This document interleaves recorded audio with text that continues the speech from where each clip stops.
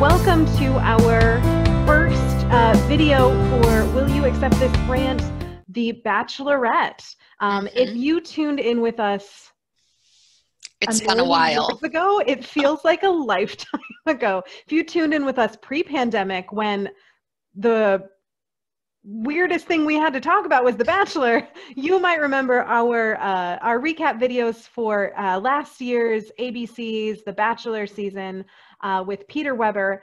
We are back to recap the newest season of ABC's The Bachelorette. I am Linnea.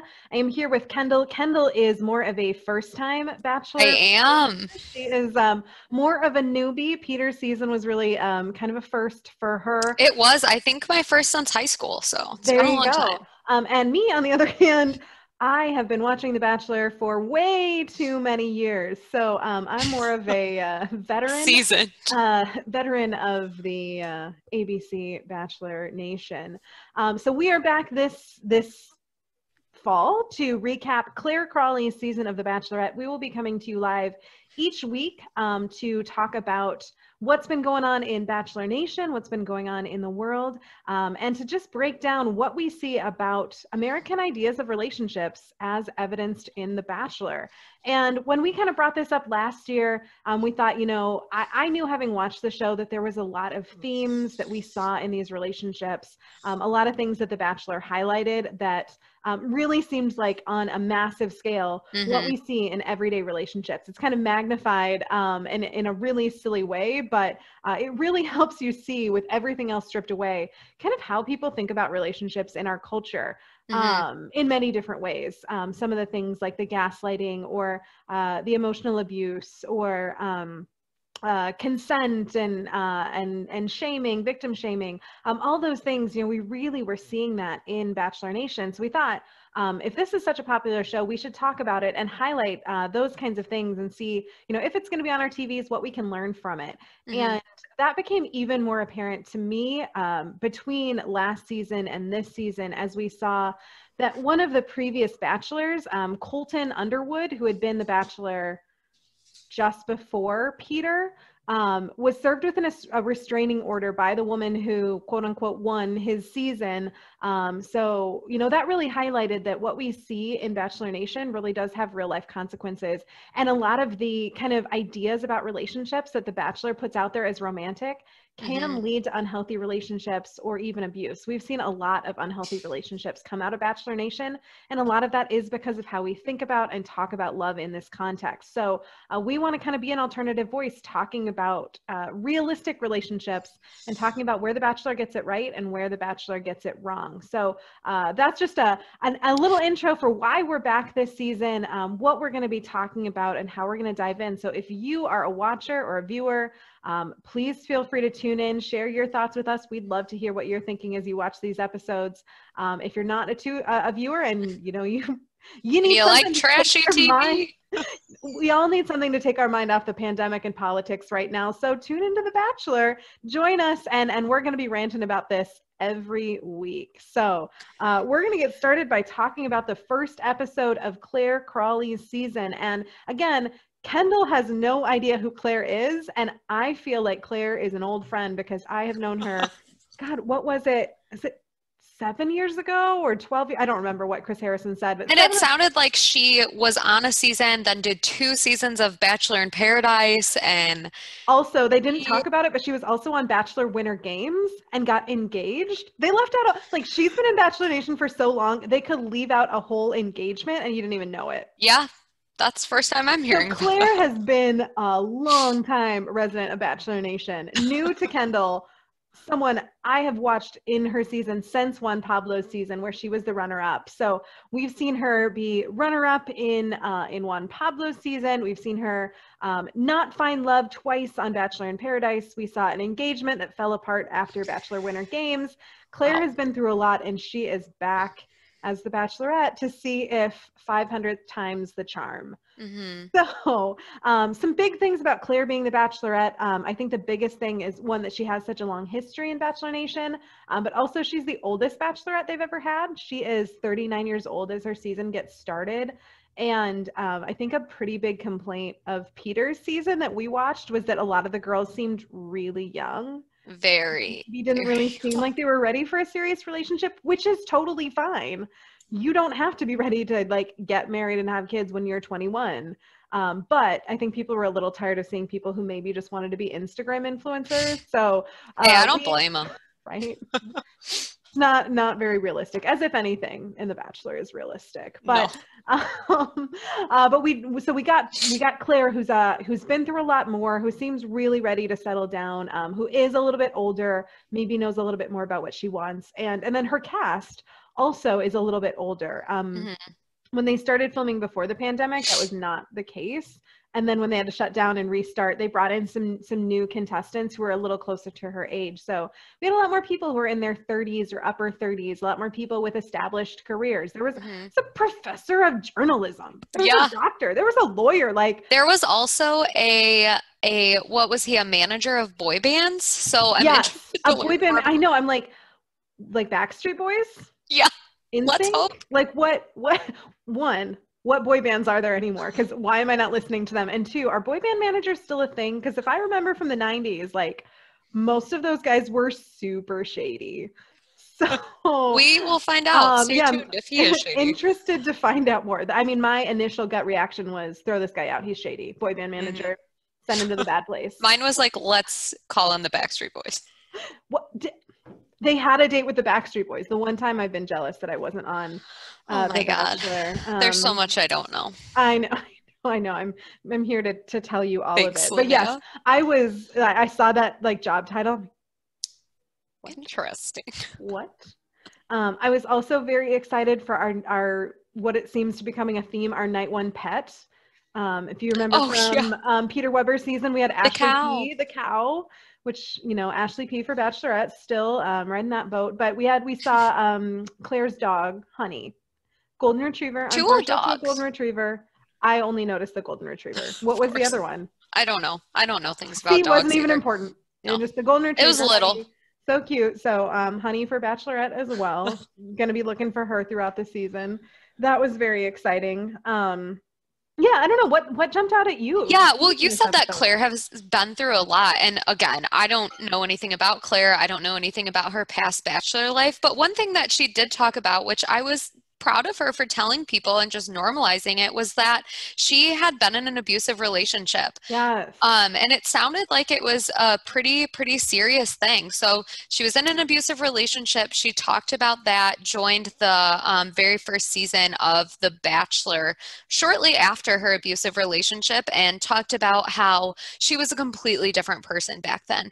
She said that she's gone to therapy for this abusive relationship, for who knows what, but I just really applauded that and really just wanted to thank her for telling us that. I mean, October is Domestic Violence Awareness Month, so we are seeing more conversations about abusive relationships, but from someone who is, I would say, influential. A lot of people look to her for advice on relationships, whether or not they should. We will find out. Right. I liked that she said that. I thought that was pretty important. Yeah, and really normalizing like therapy as a means of growth. Like it's so hard to just grow on your own. We're not meant to do that. We need help. So exactly. Normalize that idea of like, even if you haven't been through anything traumatic, therapy is always a good idea to help yourself grow, to help yourself change. And then especially when you do have a trauma that's been going on, whether that's an abusive relationship, an unexpected amount of, you know, public spotlight, whatever it might be, have a therapist. We should all be in therapy. That helps us grow. And I love that she mentioned that like, that was part of what had changed her from the girl she felt like she was at Juan Pablo's season to the woman who is becoming the Bachelorette today. Like that therapy. Like I love that she about that and normalized it. And it really, she said too, helped her understand like what she wanted from a relationship too. So I thought it was important and just good advice for all of us to take. Yeah.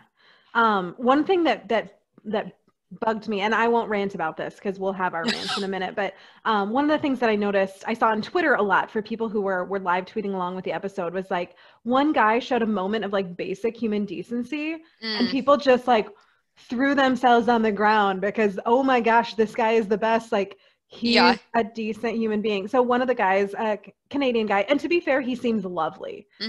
Nothing to say that he's not an absolutely lovely person. But he apparently he broke the rules in quarantine to text her and ask how her mom was doing, which, I mean, Very that's just nice. being nice. Yeah. That's just decent. But that's not like, oh my God, let's give this guy a gold medal. Let's Yeah. give him a gold star or a cookie. I don't know. That's basic just decency and empathy. It's great. I'm really glad he did that. That seemed like that was really meaningful to her. But people were Yeah. saying how he did that. He was so sweet, and then she didn't give him the first impression rose. I'm like, the bar is so low. If just a basic act of human decency makes us think that someone deserves a gold star for that. Yeah. Checking in on someone and asking how they're doing is not a Herculean feat. That's nothing that, I agree. someone needs a Nobel Peace Prize for. I agree. What? Yeah. There is a lot to rant about, though. Should we just dive right in? Okay, one thing before we Okay. dive into our rants, though. I want to know, who are your favorites so far? I know we've only had one episode. To be completely honest, none of them stood out to me. I don't know. I felt and I know they will, but I just get so caught up in how cringy all of the introductions were that the whole time I was really hung up on that. I did think the guy who messaged her was nice, before this whole thing. He seemed like a decent guy. It sounded like they had a nice conversation when they did do intros. Honestly, I really don't have my favorite so far. Do you? The awkward. I was taken by Joe, the doctor who did all the origami with her. I thought that was so cute. Yeah, that was really nice. Cute. So I'm that was one that stuck out to me. I'm I don't think he's going to make it very far, but I was excited to see him make it through night one. And I was that's adorable. There were some really cute things that happened, some really nice moments, but yeah, I agree. Night one is pretty much just a night of cringe and you don't really know anybody. And let's wrap up by talking. I'm going to run through who went home so we know who's going to be here next episode, and then we can get to our rant. So Tyler C went home. The tattletale got sent home. AJ, whose friends told him he doesn't make a good first impression. He didn't. Remember, nope. She said she physically said "ow" when he was introducing himself. She was like, he squeezed my hand so hard. Poor guy. I will also say, yes, his friends were right. Doing this on Zoom makes it really easy because I can look up a list online of the people who were sent home because it is way too early to remember who any of them are. Yeah, too Chris, many. I don't know who you were. Chris went home. Jeremy went home. Don't remember who you are. Jordan M. I thought a cybersecurity engineer is that's impressive. Mike, another Canadian. And then Paige, who was known to me for having soup nuts tattooed on his fingers, which I don't know, soup nuts. And then Robbie. So I don't remember who almost any of them are. I will not remember them next week. I don't remember who's still there other than Canadian Blake and Dale and Joe. Of course we remember Dale. Goodness. Woo, buddy, so does Claire. Yes, Claire loves Dale. Oh, she does. So we will see if we can get to know them better in the coming weeks or see what happens. But yes, let's rant. Yeah, okay. So my rant of this episode the theme is bad jokes. There were two very terrible jokes. All of their impressions and their little limo entrances I hated. I hated every single one of them, but there were two that I specifically hated. The first one being and again, I asked you about this because I had no idea. So this guy shows up in just a normal suit, but his the belly area was stuffed and he was pretending to be pregnant. I guess it was throwing back to a season where Clare had made a joke about being pregnant, and I hated that. Yeah, Claire's first season with Juan Pablo, she came out looking like she was 8.5 months pregnant. Looked very convincing. I thought that she was. Yeah, he freaked out, and then she told, "Oh no, it's just a joke." Yeah, and not a funny one, Claire, or this other guy who I don't remember your name who made the same joke. I don't think that should be a joke. There are so many women who struggle with infertility issues, and I feel so many people always talk about this around April Fool's Day. Yes, your pregnancy or your fake pregnancy isn't a joke. There are people who struggle with this every day, and I really hated seeing that. Yeah, I think that's something that's maybe we're starting to talk about it more, but it's one of those jokes that people make, I think, without realizing how hurtful it is to certain groups of people. That if if you are a person who struggles to get pregnant, or you're a person who wants to be pregnant, you're a person who's lost a pregnancy, whatever it may be, and then you see someone joking about being pregnant, that's really hurtful. And that's one of those things that I don't think it hurts any of us to just not make those kinds of jokes. Exactly. We may not be like meaning to hurt someone's feelings when we make it, but once we know that could hurt other people, why not just not do those things? Exactly. I mean, we see the same things in our presentations where we talk about sexual assault, we talk about rape jokes. One, I don't think rape jokes are funny. And if someone that's watching this thinks they're funny, I would seriously have you reconsider that. But we don't know who's been affected by these things. So when we're making jokes about rape or pregnancy or mental health, which I'm about to talk about, we don't know who's affected by it, who in our lives. So we should just not make those really crappy jokes. Right. And not just like victims, but also abusers. They hear you making those jokes and think that like, oh, sexual assault is just a joke, or that this is normalized sexual assault. It's just something that's not that serious if we can make a joke out of it. Exactly. Ugh. So the other terrible joke, and then I'll let you rant because I'm sure you have some, but this man named Jay comes out of the limo in a straitjacket, and already I was like, what is going on with this? So he walks up to Claire and says, it's been 128 days since I was first supposed to meet you. So clearly I've gone a little crazy during that time. Again, why do we make jokes about mental health? I hate that. I don't think it's funny. We shouldn't be using those things.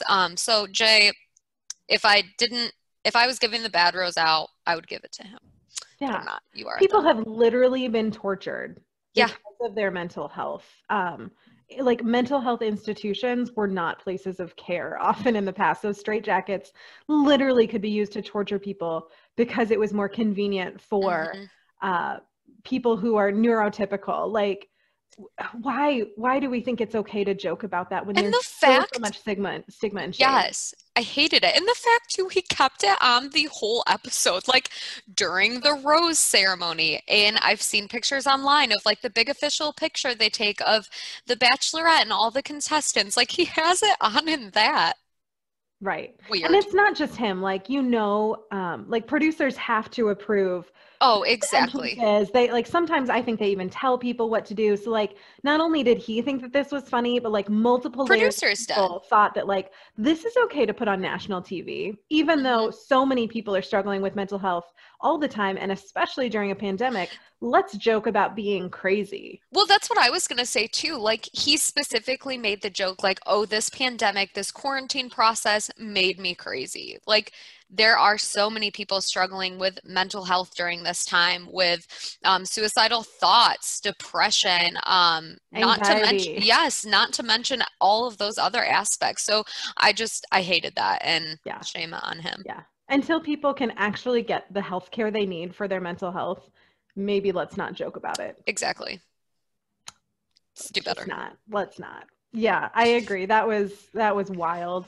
And then my rant looking at this episode was Yosef. I didn't like him. I hated that he stayed. I mean, she clearly didn't like him. And just you got to fill the spot, so why not keep? But like, he was not one that I would have wanted to keep. No. Yeah. So one, like the big drama in the episode, which was nothing, was that like Tyler C had heard that Yosef was like DMing girls on Instagram and was like talking with girls before the show like flirting started. with them on Instagram. So kind of that, like, it was our first like not here for the right reasons guy. And so Claire confronted Tyler C and Yosef, like good for her. She shut down the drama. But at one point, like one of his arguments for why he was a good guy, why he wouldn't have done this, Yosef talked about the fact that like he has a daughter. He has a daughter, so he wouldn't act like this. He has a daughter, so he's a good guy. He has a daughter, so he wouldn't do this. And that just drives me nuts when people use their relationship to women as like a cover to assume that they couldn't have misogynistic tendencies or couldn't have patriarchal tendencies or couldn't be impacted by sexism or any of those things. It's the same as we see for a lot of white people when they're confronted with their own racism, as they say, I have you know, I have Black kids, or I have a Black friend, or, you know, whatever. Like anytime that we see an area where we're potentially being called out, or we see that we're being, you know, we see that we've internalized some of those dangerous ideas and mindsets and cultural norms. And instead of like processing that and dealing with it, we deflect by saying, well, I have a woman, I have a daughter. Exactly. I have sisters. Or you hear that when people say like, well, how would you feel like if someone treated your sister that way? Or how would you feel if someone treated your daughter that way? Like, you should just care that someone treats another person that way. Like women shouldn't only be valuable because of our relationship to a man. Like your daughter should be treated well, Yosef, because she is a person, not because you're her dad. Yeah, not because if you didn't know how to treat women well before you had a daughter, I guarantee you're not treating women well after you have them. Like you might be the most stand-up guy in the world, but that excuse just doesn't cover it. If that's your only reason to say, well, I wouldn't have done anything bad because I have a daughter. And Juan Pablo made that excuse a lot on Claire's first season. So I hope she kind of sees that and shuts it down. Because that's my rant. That excuse that, well, I have a daughter, so I wouldn't be a bad guy. Or you shouldn't treat someone that way because you wouldn't like it if they treated your sister that way. I hate that. I am not just someone's daughter. As much as I love my dad, I am not just Tim's daughter. I am not just my partner's wife. I am not just my brother's sister.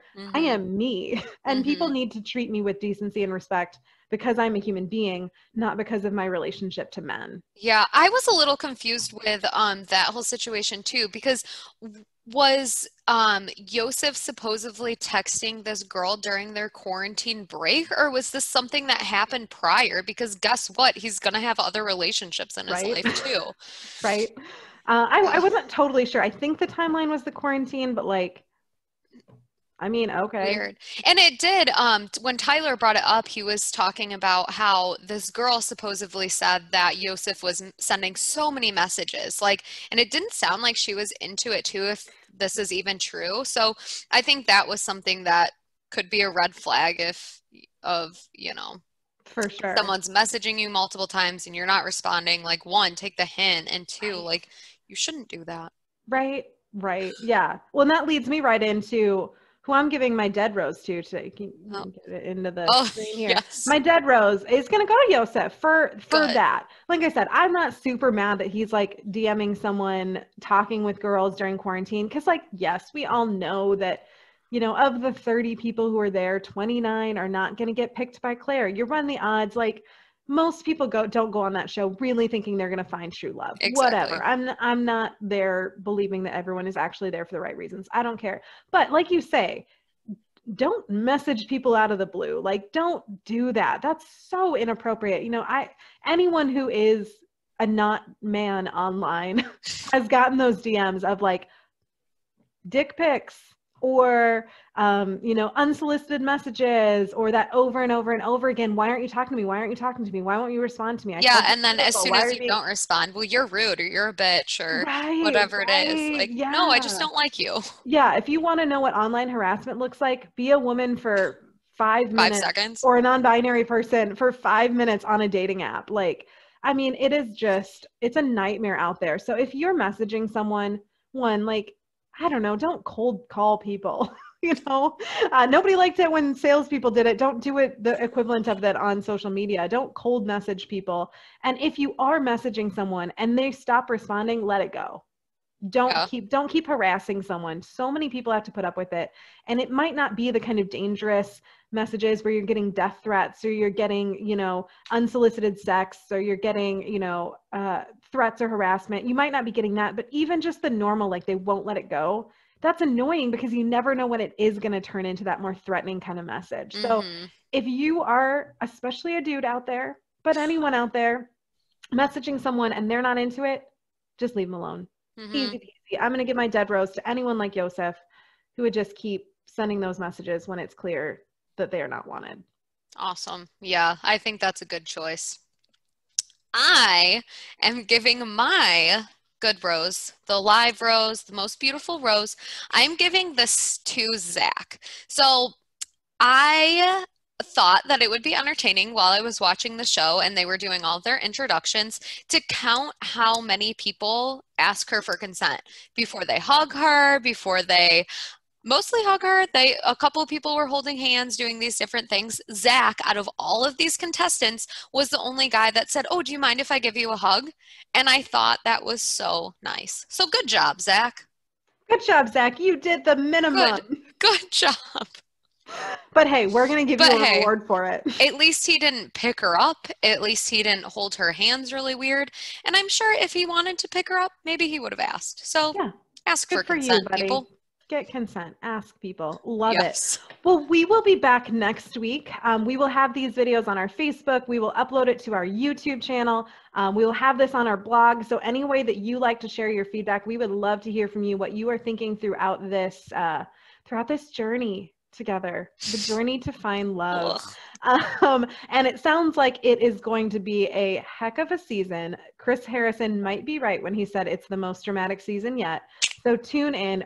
We don't even know what's going to happen. We have some ideas, but we don't know what's going to happen. So tune in and we will find out where this wild ride of a season goes. And we will be here to recap it every step of the way. So thank you, everyone, and we will see you next week. Thanks.